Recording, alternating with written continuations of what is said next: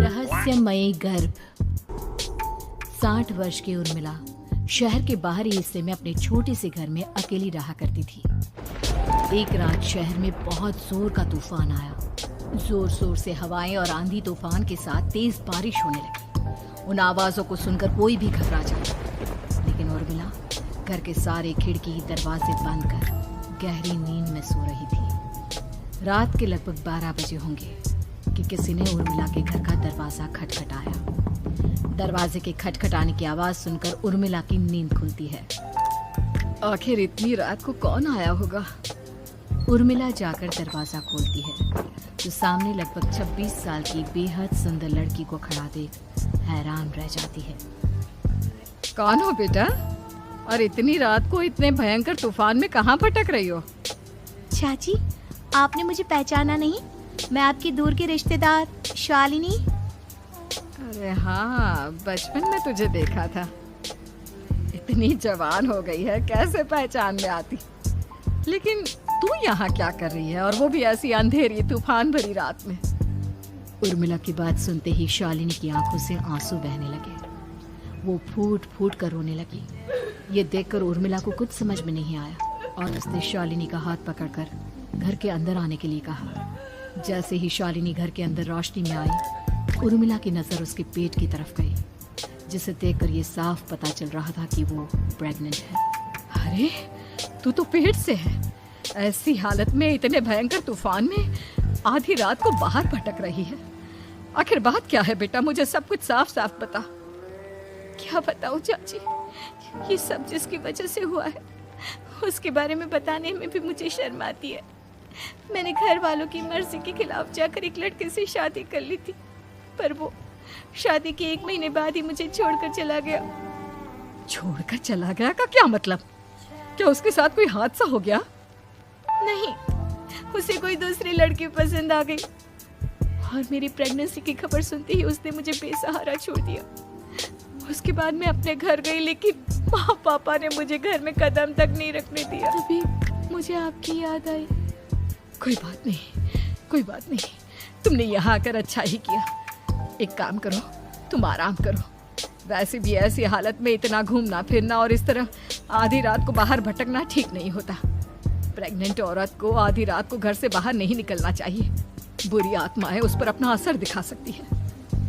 और इतना कहकर उर्मिला ने शालिनी को एक दूसरे कमरे में जाकर आराम करने के लिए कहा। लेकिन जैसे ही शालिनी अपने कमरे में जाने लगी, अचानक से उर्मिला ने उसे रोक लिया। एक बात बताओ बेटा, तुम्हारा कौन सा महीना चल रहा है? पेट देखकर तो लगता है कि लगभग 6 महीने पूरे हो गए होंगे। उर्मिला की बात सुनकर शालिनी के होठों पर मुस्कुराहट आ गई। चाची जी, अभी सिर्फ 1 ही महीना हुआ है। शालिनी की बात सुन उर्मिला दंग रह गई। उसे समझ में नहीं आ रहा था कि प्रेगनेंसी के पहले ही महीने में शालिनी की हालत ऐसी क्यों थी। लेकिन फिर उसने बात को नजरअंदाज कर शालिनी को आराम करने के लिए कहा और खुद भी कमरे में जाकर सो गई। अभी कुछ ही घंटे बीते थे कि अचानक से एक बच्चे के बड़े ही अजीबोगरीब बेढंगे तरीके से रोने की आवाजें उर्मिला के घर में गूंजने लगी। उन आवाजों को सुनकर उर्मिला की नींद फिर से खुलती है। ये अचानक बच्चे के रोने की आवाज कहां से आने लगी? उसने उठकर चारों तरफ देखा, पर वहां उसे कोई नजर नहीं आया।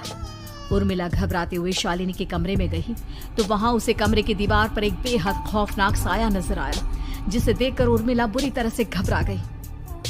आखिर ये सब क्या हो रहा है? शालिनी उठो! उसने जोर जोर से आवाज देकर शालिनी को जगाने की कोशिश की, लेकिन ऐसा लग रहा था जैसे उसकी आवाज शालिनी तक पहुंच ही नहीं रही थी।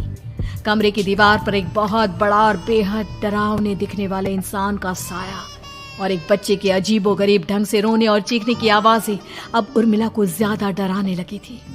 उर्मिला को शालिनी की चिंता सताने लगी और उसने पूरी ताकत के साथ चीखकर शालिनी को आवाज लगाई, शालिनी!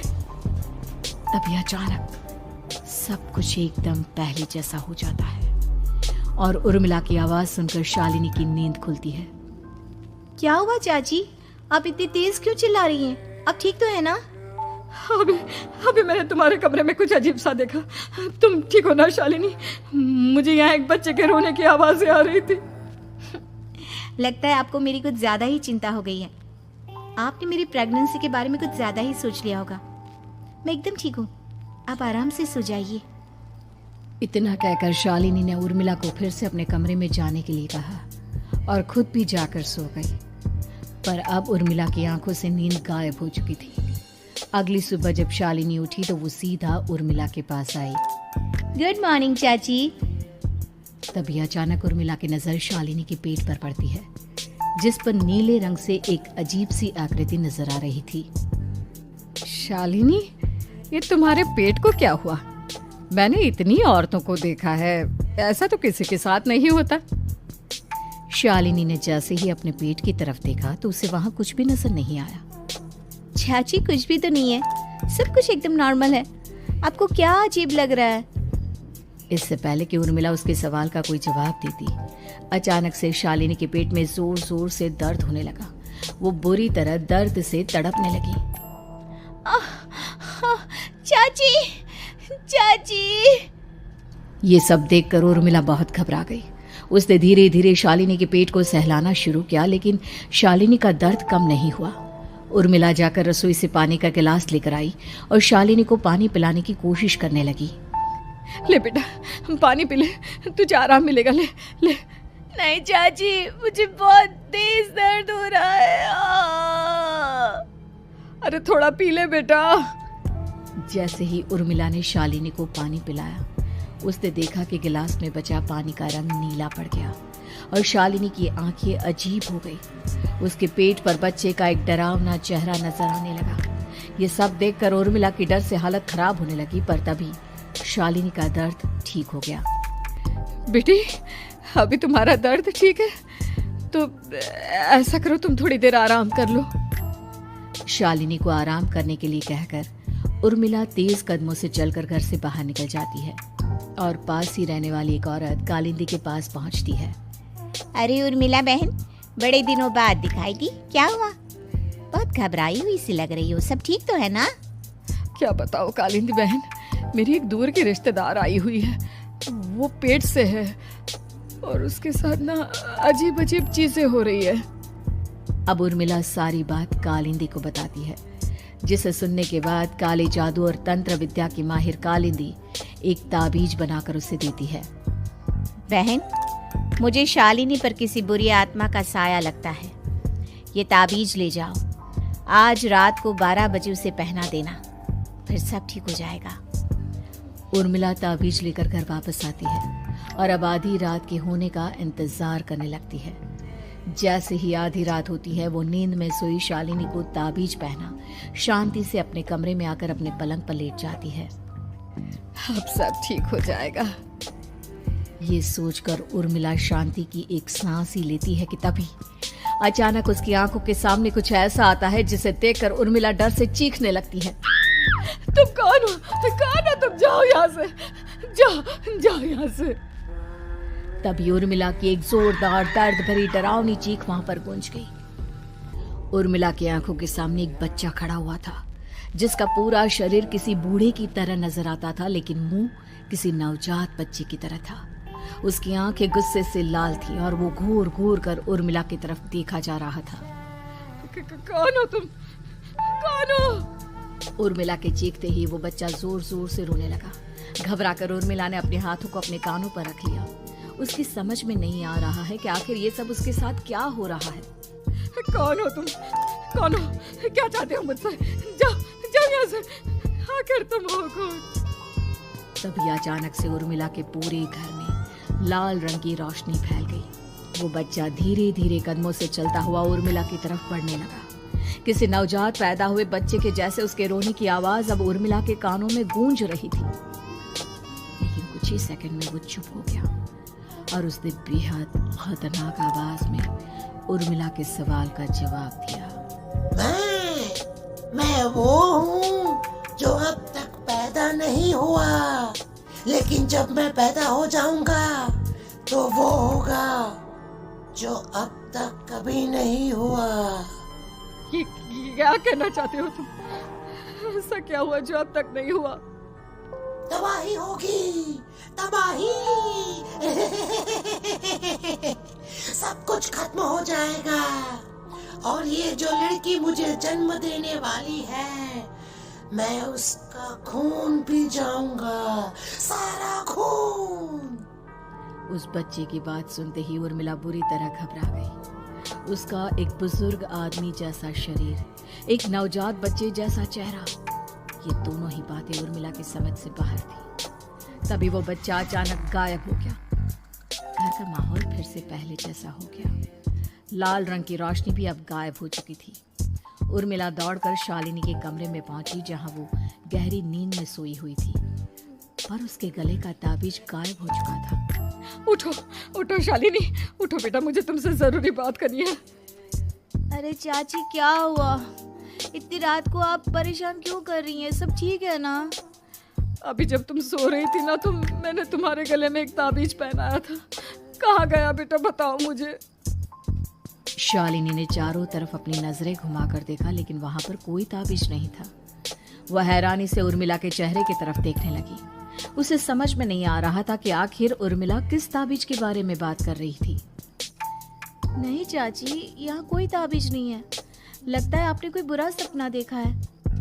मैंने कोई बुरा सपना नहीं देखा। खैर छोड़ो, तुम अब सो जाओ, फिर सुबह बात करते हैं। डर और घबराहट की वजह से उर्मिला की आंखों से नींद तो जैसे बिल्कुल गायब हो गई थी।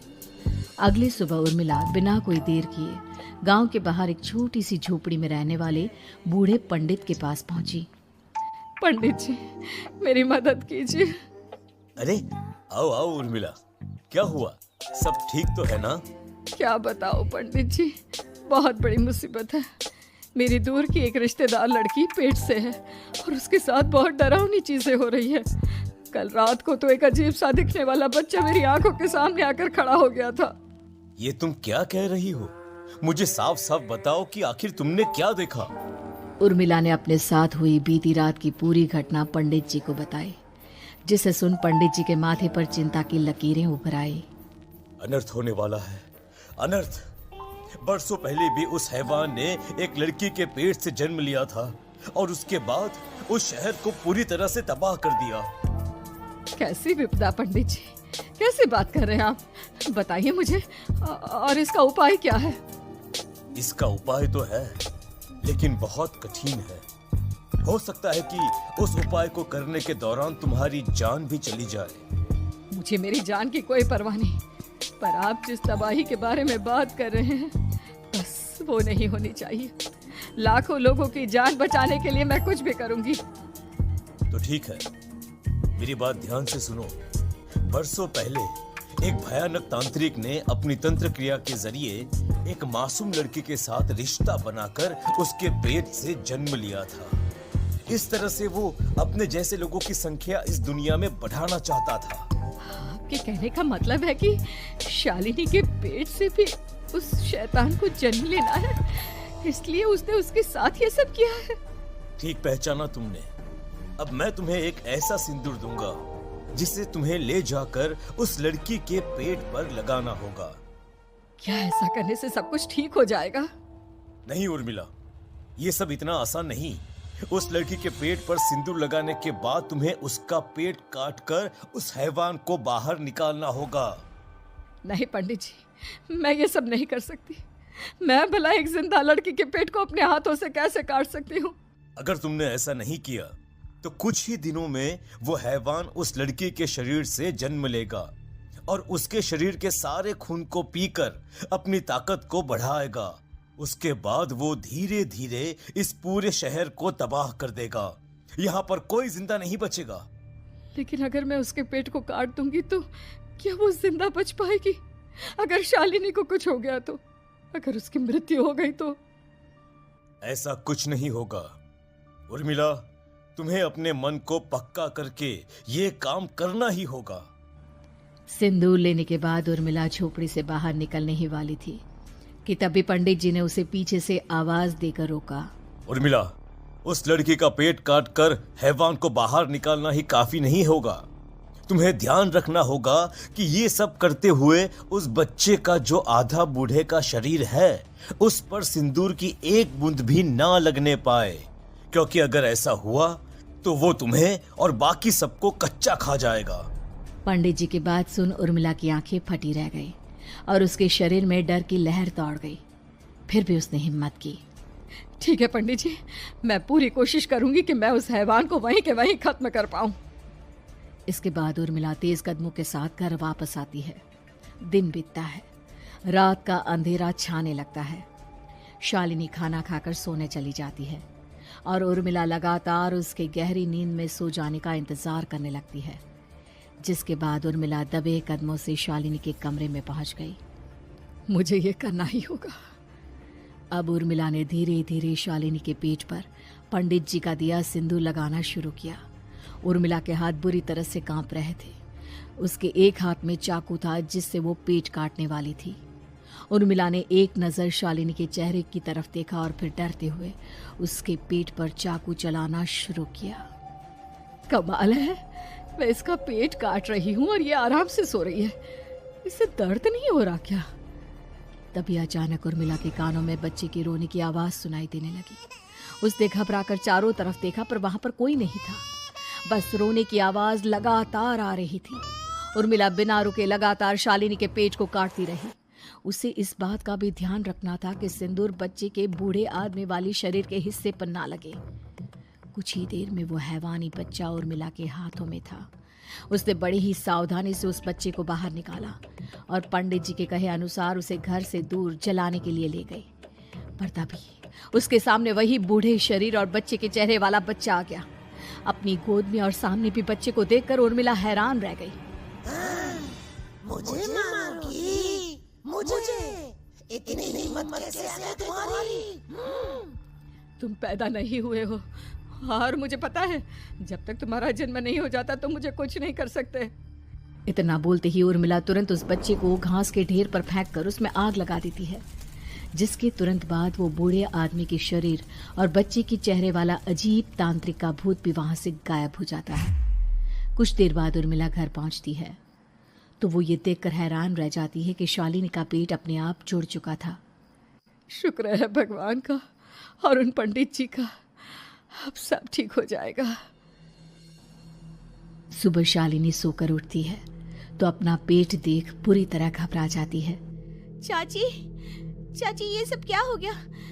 मेरा पेट अचानक कम कैसे हो गया? मेरा बच्चा कहाँ गया चाची?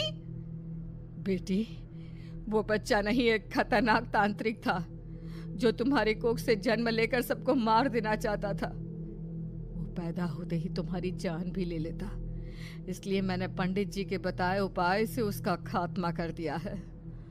अब सब ठीक है। शालिनी को उर्मिला की बात समझ में नहीं आती, जिसके बाद शालिनी को पूरी बात उर्मिला आराम से समझाती है। अब वो दोनों ही भगवान का शुक्र अदा करती हैं और एक साथ रहने लगती हैं।